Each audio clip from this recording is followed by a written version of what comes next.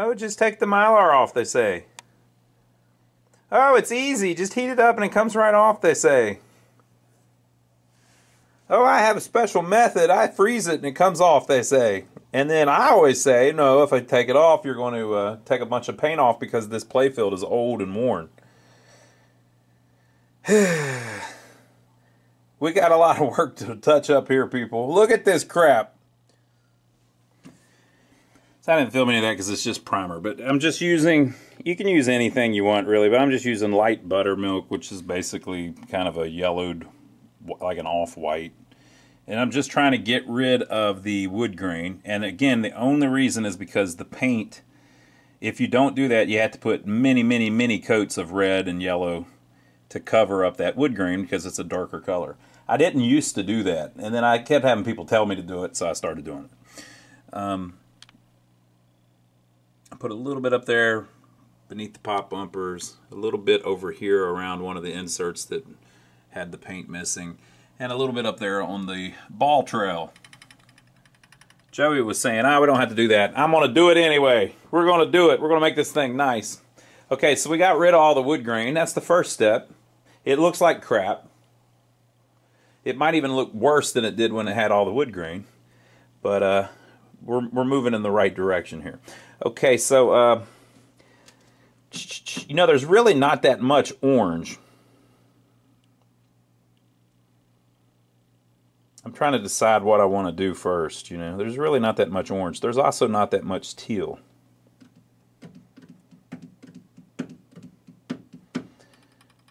The hard one, well, you know, there's really not that much yellow because it's all in a good spot. It's all like letters and stuff. I guess the red is probably going to be the hardest. The red and probably the orange. Orange usually goes pretty good, but there is a lot of it messed up. So I'm going to have to get that near perfect. Let's, just so we feel like we accomplished something, let's just knock out the bowling ball there in the middle. If we can make that look a lot better, we'll feel more confident that we're getting somewhere. What do you think? Black is black, people, like Q-Tip said. Black is black. I've got several black. I've got black acrylic paint pens. I've got black paint in a bottle. And we just need to put a lot of black on that bowling ball to get it back. I'm not going to do the lines yet. You're usually better off doing them on the top, you know, at the end. Sometimes I do them at the beginning just so I can see where one color stops and another one starts. Like you might want to do it there where that scorecard is, just so you can see where those lines end up. But I think we'll just do the bowling ball for now. There is a little bit there that should be our cream color and our blue color. We'll probably extend a little farther out. So what we'll do is we'll just kind of leave a spot for it with the black. And we can always touch it up later, but we'll do that one first and we'll feel like we accomplished something.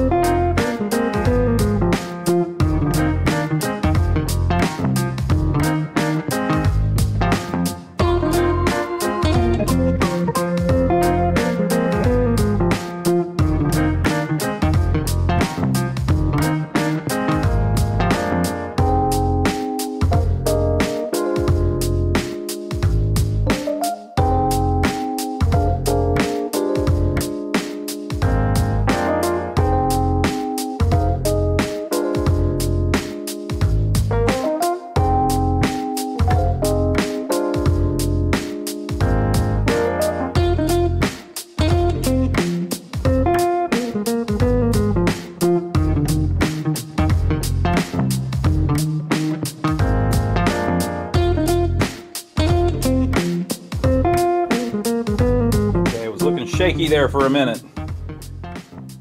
I didn't have a good red right out of the jug, so to say. It's a little bit too light. So basically, I've got about 15 different bottles of red paint, all different shades, all acrylic, and I just hold them up to the Playfield until I find one that looks pretty close, and then I go with that. Now, on something like red, since you have to put several coats, that's about 5 coats, like on top of that white there in the middle. Since you have to put several coats, you can kind of get an idea of what it's going to do. So you can put the regular on, that's your first coat, but it's not quite dark enough. So you can adjust it by adding more paint, a different shade to kind of darken it up, and blah, blah, blah, blah. So you bounce it back and forth, and by the time you get to your 5 coats that you need to cover up, you might have it mixed pretty decent. So what I used was True Red. Very well named. That is a True Red. And then I took a little bit of Deep Burgundy to darken it up. Now you might think when you're messing with these, okay, I want to make the red darker, so I'll put just a little tiny bit of black in it. Nope, bad idea. The paint works different than kind of, this is the way I understand it at least. Paint pigment works different than light pigment.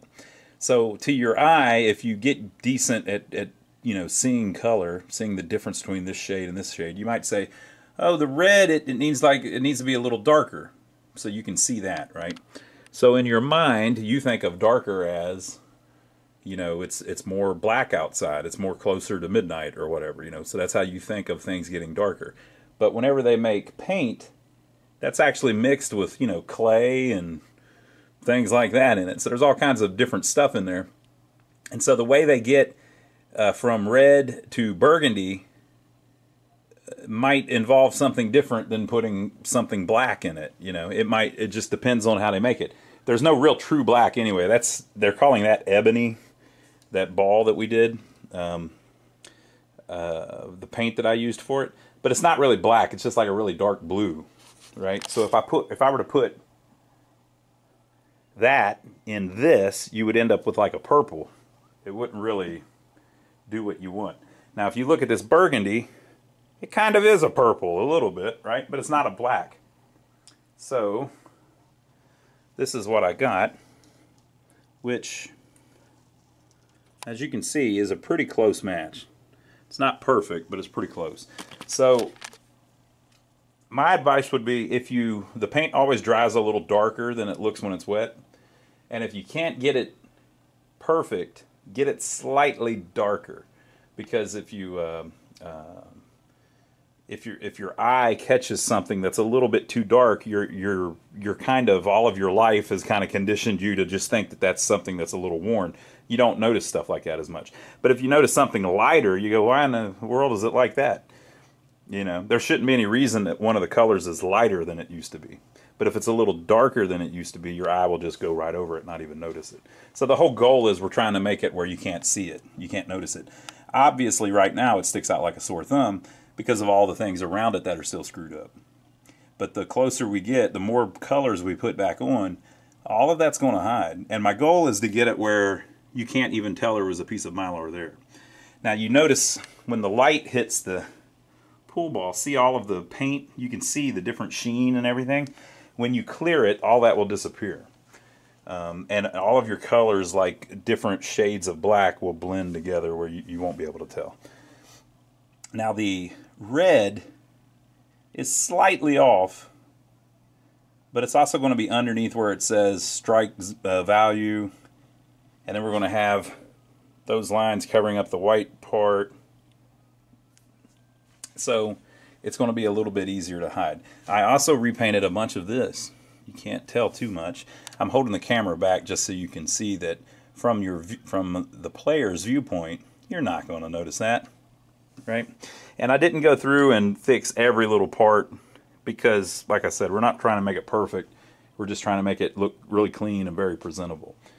So I'm kind of happy with the black ball. I'm happy with the the red there in the middle that was missing. So on to our next color. I think it's time to attempt the orange. That's right. I said it. It's time to attempt the orange. Hopefully I've got something really close right out of the bottle, because we need a bunch of it. There's orange problems everywhere. Alright, so the orange is coming together. I had an orange that matches pretty good right out of the bottle. It's called Jack-o'-lantern Orange. It's not perfect, but it's decent. Now, whenever I hit it with the clear, of course, that'll take care of the sheen problems. But another thing I run into all the time whenever I'm painting it by hand is you get it, it looks kind of lumpy sometimes. So I had to put 4 or 5 coats on that, and you can actually see that it's not perfectly flat.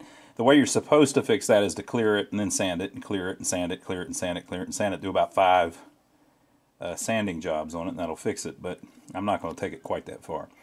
Another problem that I run into all the time is something like this blue, this aqua blue here, or whatever we want to call that, teal. I didn't have anything that's quite right. See how much bluer this is than that? But it's close. Okay? So I need to make it more green to look like that. If you look at it, this is too blue, that's more green. So the way you can do that is to mix in green. I'm using like a muted color because I don't want it to be real bright. You know, so I'm using like a muted green, like a pea green. This is actually Hauser medium green, right? So I'm putting a little bit of that in, and I just mix it in like the lid of the thing. And it shifts it towards green, okay? Now you may get it where on something like this, it's actually different colors all over the playfield because it's faded differently. So over here it's still pretty bright, but up here on these pins, it's much more green once you start messing with it, right? And then I had all that was missing there. So you may have it where it needs to be darker, or it needs to be more green, or it needs to be more light. So you can actually mix a little bit, use it where you need to use it, and then move it a little more. So like if it needed to be a little more green, but it was getting too dark, you could put a little lighter green in it. And just you kind of meld the paint one way or another, right? So it's getting there. The orange wasn't perfect, but I think it looks pretty good. It looks a lot better than it did, certainly. Yellow is going to be a beast. I hope I got something close to the yellow just right out of the bottle. But the red helped a lot. The orange helped a lot. When you clear it, sometimes the colors change on you a little bit. So it may look like to your eye that it's a pretty close match, but then you put the clear on it and it sticks out a little bit. So it's it's an art form, people. It's not perfect.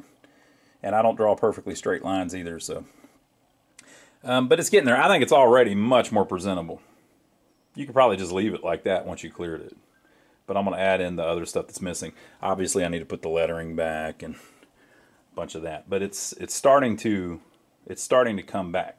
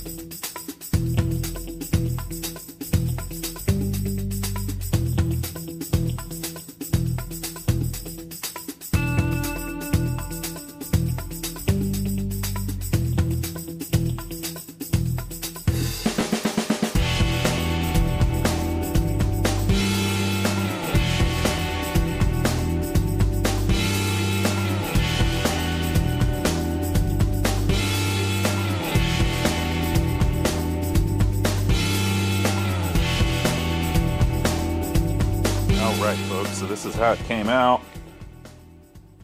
If you let the light hit it, you can see all the places that I touched up.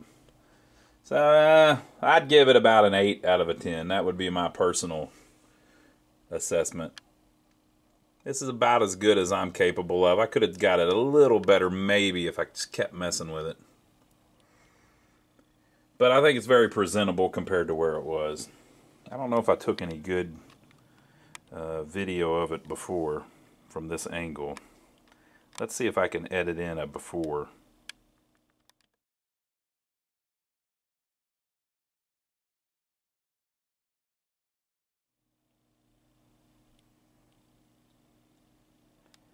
So that's kind of, you know.